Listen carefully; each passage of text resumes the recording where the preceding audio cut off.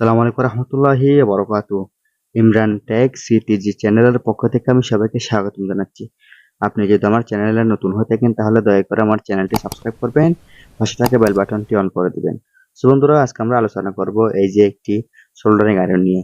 আমাদের soldering iron অনেক সময় তাতালে আয়রন অর্থাৎ রাং লাগে না, সোল্ডারিং হয় না বিটের মধ্যে, এক কথা। দ্বিতীয় দ্বিতীয় কথা হচ্ছে, তো আজকে আমরা দেখে নিব কিভাবে একটি আয়রন গরম না হলে রিপেয়ার করতে হয়। সো বন্ধুরা, সোল্ডারিং আয়রনে রাং লাগে না কেন, অর্থাৎ আমরা এখানে লিড গলে না কেন, ঝালাই করতে পারি না কেন, এই ব্যাপারে আমি সামনে ভিডিও দিব। হ্যাঁ, আগামী দিনে আমি ভিডিও দিব।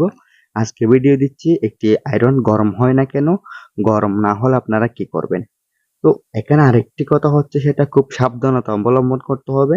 সেটা কি, এই যে আয়রন তো গরম হচ্ছে না, হ্যাঁ ঠিক আছে, গরম হচ্ছে না, ভালো কথা।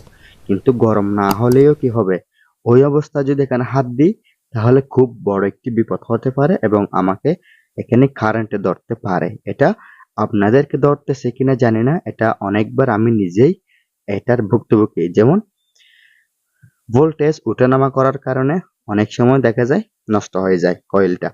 তো সেটা তো আমি জানি না, অনেক সময় ভোল্টেজ ওঠানামা করার কারণে কয়েল নষ্ট হয়ে যায়, সেটা আমি জানি না বলে আমি কাজ করার জন্য এরকম করে আয়রন ধরি। আয়রন ধরার পরে এই যে লিড আছে, এরকম লিড, এই যে লিড আমি এভাবে লাগাই, লাগানোর সাথে সাথে আমার হাত এটা টান দিবে, বিদ্যুতের শক লাগবে। তো এই জন্য আমি এখন খুব সাবধানতা অবলম্বন করি, যার কারণে কয়েল নষ্ট হলেই সমস্যা নেই, কিন্তু নিজে তো বিপদ থেকে বাঁচতে হবে এজন্য। তো আজকে আমরা আলোচনা করব একটি কয়েল কিভাবে রিপেয়ার করতে হয়। সো বন্ধুরা, এই যে এখানে যেটা কয়েল লাগানো আছে, এই কয়েলটাও আমি রিপেয়ার করছি, বেশি দেরি হচ্ছে না, খুব অল্প দিন হচ্ছে এই যে কয়েলটা আমি পরিবর্তন করছি। ভাগ্য খারাপ, দুঃখের বিষয় সেটা হচ্ছে ভোল্টেজ অতিরিক্ত উঠানামা করার কারণে কি হয়, দেখা যায় অনেক সময় ভালো কয়েল লাগানোর পরেও হঠাৎ আবার ওই কয়েলটা আবারও কেটে যায়। ঠিক আছে, তো আজকে আমি নিজেও এটা রিপেয়ার করব, ব্যবহারের জন্য রিপেয়ার করব এবং আপনাদেরকেও দেখিয়ে দিব আপনারা কিভাবে এই সমস্যা থেকে বেঁচে উঠবেন, অর্থাৎ এই সমস্যাটা আপনারা সলভ করবেন। তো এখানে দেখা যাচ্ছে দুইটি স্ক্রু সামনে ছিল, এগুলো আমি খুলে ফেলছি। এখন এখানে তিনটি স্ক্রু দেখা যাচ্ছে, এই যে তিনটি স্ক্রু আমরা খুলে ফেলবো।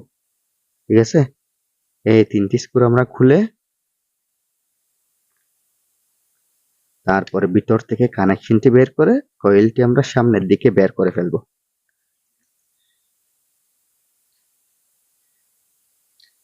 এটা যদি খুলতে না চায় তাহলে আপনারা একটি টেস্টারের সাহায্যে খুলে নিতে পারেন। ঠিক আছে,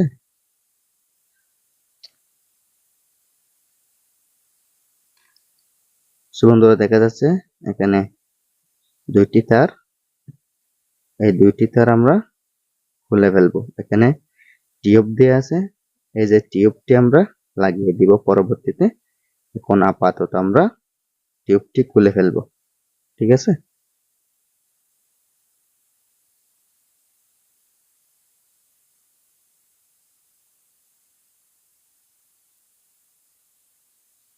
এই যে তারগুলো আপনারা খুলে ফেলবেন। এটা আপনাদের নিজস্ব আইডিয়া আপনারা করবেন এবং এটা কিভাবে রিপেয়ার করবেন, কয়েল কিভাবে পাল্টাবেন, ওইটা আমি দেখিয়ে দিচ্ছি আপনাদেরকে। ঠিক আছে, আর এই যে এই কয়েলটি নষ্ট হয়ে যাওয়ার কারণ, এটা আমি আপনাদেরকে বলি। এই যে ভিতর থেকে একটি তার দেখেন ছেড়ে গেছে, কাজ করার সময় নাড়াচাড়া করার সময় ছেড়ে গেছে, এজন্য এটা নষ্ট হয়ে গেছে। তো দেখেন এইখান থেকে ছেড়ে গেছে। ঠিক আছে, কিন্তু এটা চাইলে আমি রিপেয়ার করতে পারবো, কিন্তু আমি আপাতত এটা আর রিপেয়ার করতেছি না, এটা পুরোপুরি পরিবর্তন করে দিব, অর্থাৎ এখানে আরেকটি কয়েল আমরা লাগিয়ে দিব।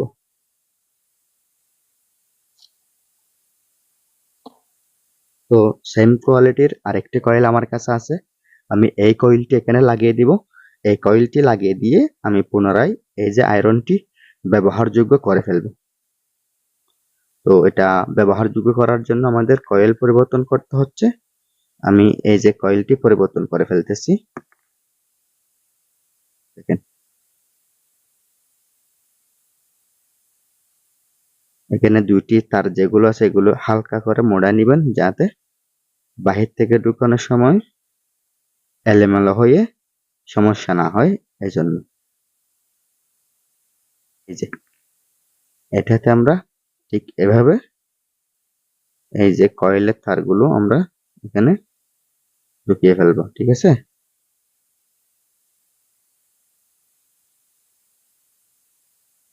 ঢুকাতে একটু সমস্যা হয় কারণ এখানে পাশে যেগুলো ছিদ্র আছে এই ছিদ্রগুলোতে তারের যেগুলো মাথা আছে এই মাথাগুলো ঢুকে যায়। তো এটা একটু খেয়াল করবেন যাতে সমস্যা না হয়, কয়েল থেকে যাতে তার ছিঁড়ে না যায় এটা খেয়াল রাখতে হবে। ঠিক আছে, তো এখানে আরেকটি কথা হচ্ছে এখানে স্ক্রু বড় এবং ছোট আছে, এখানে বড় এবং ছোট আছে, এটা আপনাদেরকে দেখে শুনে লাগাতে হবে। তো এখন দেখেন এই যে আপনারা বিট লাগিয়ে দিবেন, বিট লাগিয়ে দেওয়ার পর যেটা ছোট আছে এটা এদিকে লাগিয়ে দিবেন, অর্থাৎ যেটা ছোট আছে এটা ছোট যেদিকে আছে ওই দিকে লাগাবেন। এটা আপনারা খোলার সময় খেয়াল রাখবেন, না হয় এখানে যেটা ছুরি আছে এই ছুরির ছিদ্রের দিকে খেয়াল করলে আপনারা বুঝতে পারবেন। তো এরপরে যেটা বড় স্ক্রু আছে এটা বড় ছুরি যেদিকে আছে এদিকে দিয়ে দিবেন।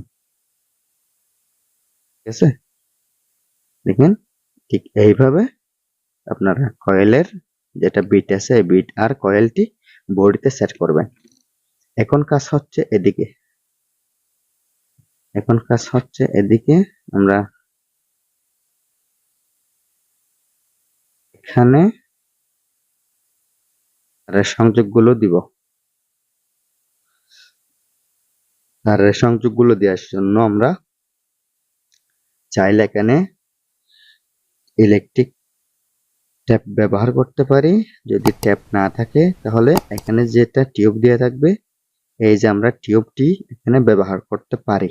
ঠিক আছে, তো আমি এখানে চাইলে ট্যাপ ব্যবহার করতে পারতাম, ট্যাপ ব্যবহার না করে আমি এখানে দেয়া যেগুলো টিউব আছে এই টিউবগুলো আমি ব্যবহার করতেছি।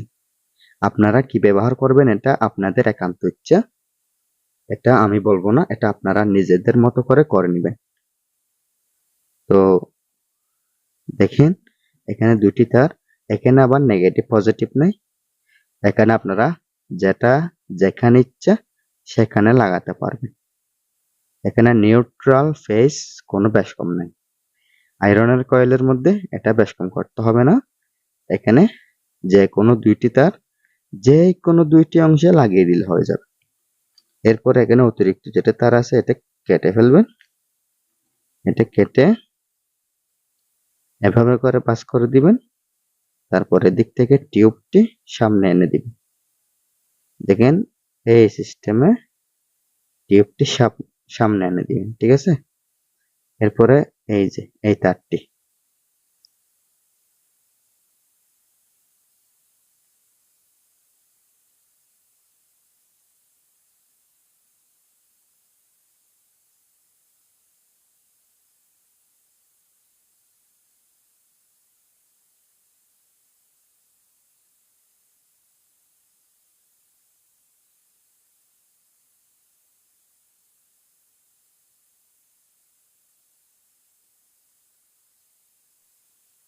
দেখেন এই যে এখানে যে তারটি আছে অতিরিক্ত তার এটা কেটে ফেলবেন, কারণ এখানে অতিরিক্ত তার এটা রাখলে পরবর্তীতে ঝামেলা হবে, নিউট্রাল ফেজ এক হয়ে যাবার সম্ভাবনা আছে। এজন্য দেখেন খুব ভালো মতো আমি দুইটি তার সংযুক্ত করে ফেলছি।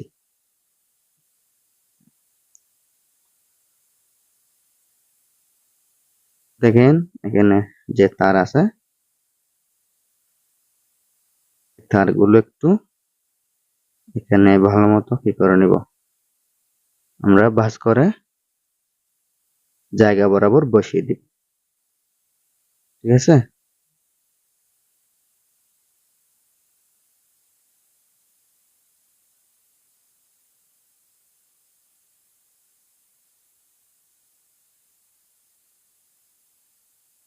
দেখেন ঠিক এইভাবে এখানে তারগুলো বসে যাবে।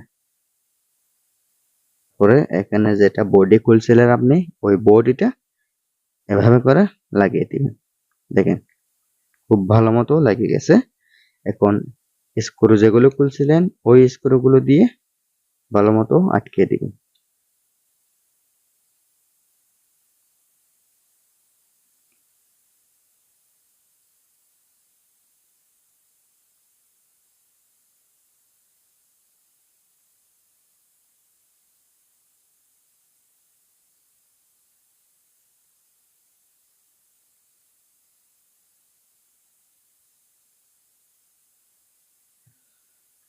সো বন্ধুরা, এখন আমি আপনাদেরকে এই আয়রন গরম হচ্ছে কিনা সেটা দেখিয়ে দিচ্ছি।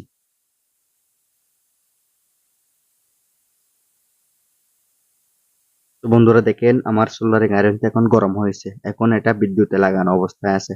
কিন্তু এটা যখন নষ্ট হয়ে গেছিল তখন আমরা হাত দিতে পারি নাই, ভালো কথা। কিন্তু এটা যেহেতু এখন আমরা নতুন কয়েল লাগিয়েছি, তাহলে আমরা এখানে হাত দিতেও পারবো, কোনো সমস্যা হবে না, তাই না?